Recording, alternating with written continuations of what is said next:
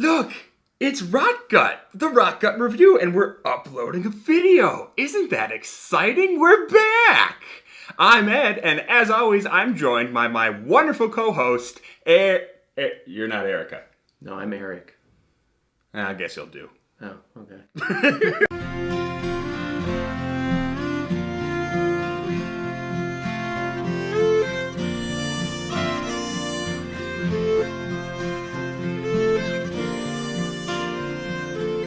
So, yes, we got a special guest on the show today. This is Eric. He is my coworker. Well, actually, not coworker.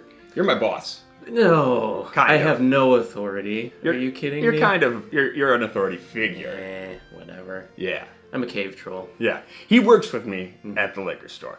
And he is kind enough to pop on the show and show up with a bottle of this. What is this, Eric? The Bardstown The Prisoner Wine Company collaboration series, bottling number 2. Bottling number 2. Very long, elaborate name. Yeah.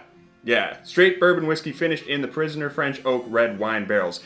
That's the longest tag I've seen on a bottle in a minute. Yep. Yeah. So this is part of their collaborative series from Bardstown Bourbon Company.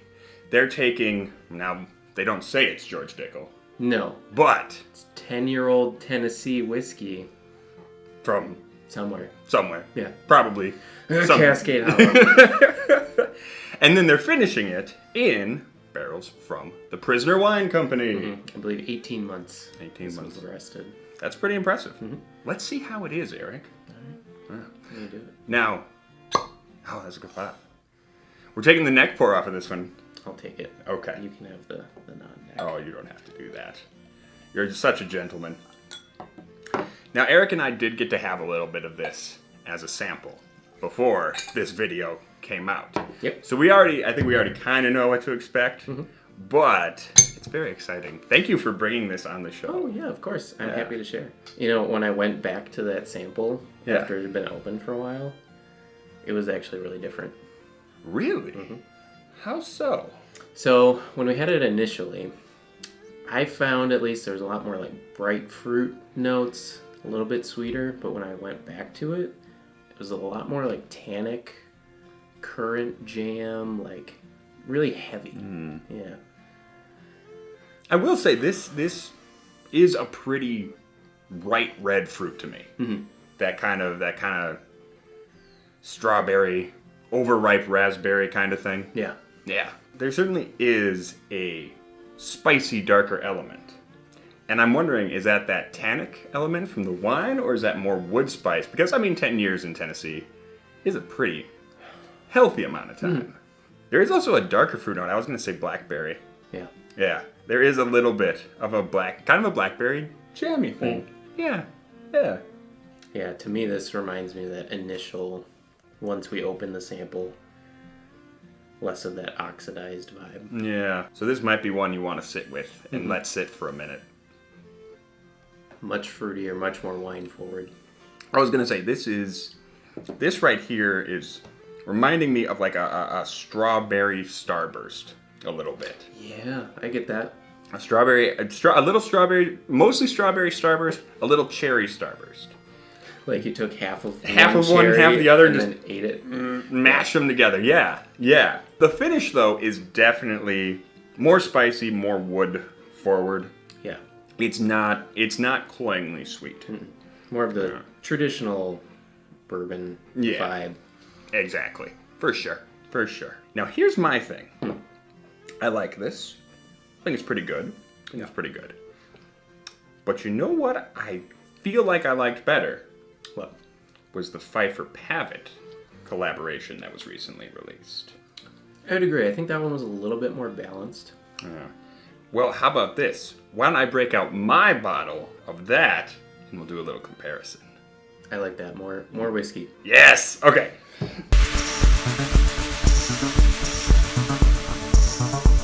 We have this collaboration is in my left hand here. I'm going to switch. Okay, there we go. That's a good idea. Left hand. Left hand is the prisoner.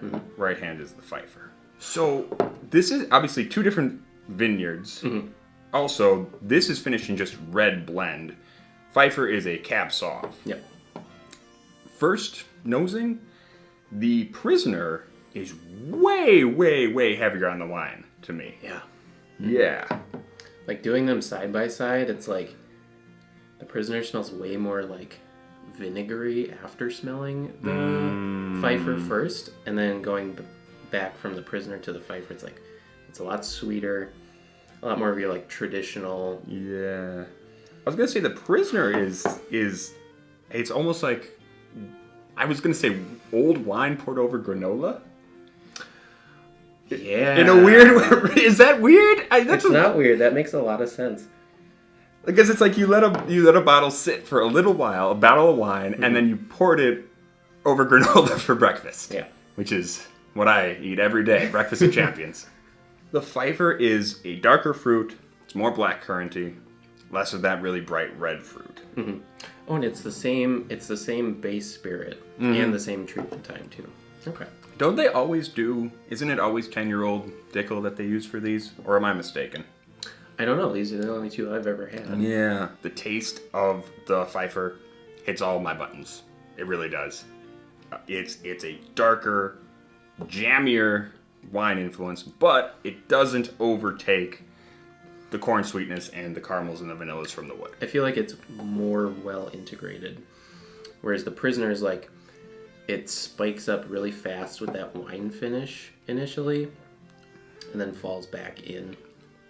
So it is a little bit more aggressive. It is. It is. And it seems a little hotter, honestly. Not painfully so, not really over the top so. But they are both 100 proof. 100 proof, yeah. But this guy, the Phifer, seems a little bit more easygoing. And maybe that's because we just opened this one, though. That's a caveat we should keep in mind. Always believe in the neck pour. Always believe in the neck pour. I'm talking to you, Nate Norfolk. Right. We're watching you. Who is our supervisor. Non-believer. Sean. Yeah, I think I would agree. I think between the two, the Phifer would be my pick. Yeah. That said, Prisoner is not bad. It's certainly, I think, interesting and pretty good. Mm-hmm. It does pale in comparison a little bit to the Phifer. Yeah. And this is the second time they brought the Prisoner out. Because they did it once before, and it had some good press, good acclaim. So they're like, yeah, it's popular. We'll bring it back again. Yeah. I mean, I'm not surprised. People do love a wine-finished bourbon. Mm-hmm. Yeah. I do want to try, they did the same release from number one. They just let it keep going in barrels, and they released a 45-month aged one at their distillery. I would love to try that. Yeah. I wonder if that would have... I mean, I feel like it would have probably gotten fruitier, but would it seem a little less spiky in its fruitiness? I don't know. It's always weird. Well, if we ever have a chance to have it on the show, you'll find out with us. But we probably won't, because it's probably already sold out. Probably. Everyone's like, oh, it's new. Exactly. That always happens. I also was thinking about that with these guys, was people get very excited for them. And I understand why. Bardstown is a really cool company. A hype machine. I wonder if a lot of people know that these particular ones are sourced from Dickel. Because I understand, like, it's different, clearly. It's finished. But I feel like a lot of people will walk past Dickel all the time. Yeah, 9 times out of 10. But they hear about this and they're like, snap it up, snap it up, snap it up. Yeah, I don't know. Because obviously they have contracts and things. They're like, ooh, we can't say specifically. Right. You know, maybe it's from Heaven Hill. Maybe it's from MGP. Maybe it's from Dickel. I don't know. But is it the magic of the finishing? Is it the marketing? I don't know. Yeah, I think it's a funny thing. But anyhow, this has been the Rotgut Review. We're back. I mean, we're going to be doing regular content. I promise that with Erica. Erica will be here more often than not. Yeah, but I will be here less often than not.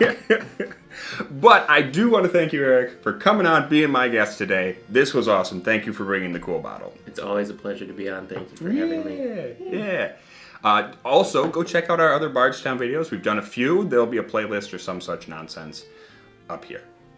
And until next time, make sure to like, comment, subscribe, all that YouTube bullshit. And Stay rotten. Oh god, I'm not doing that.